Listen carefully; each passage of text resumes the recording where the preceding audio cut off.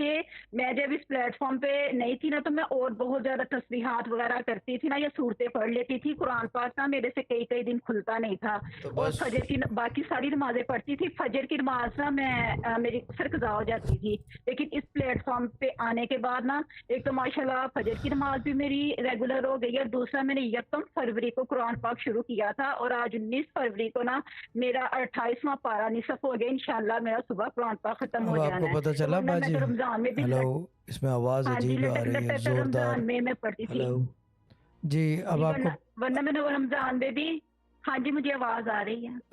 نہیں، میں یہ کہہ رہا ہوں کہ اب آپ کو پتہ چلا کہ کیا کہتے ہیں ہماری وظائف میں اور دوسرے آدمیوں کے وظائف میں کیا فرق ہے. ہمارے وظائف جو ہیں آپ کو جی قرآن کی جی طرف راغب کرتے ہیں، قرآن کھینچتا ہے آپ کو.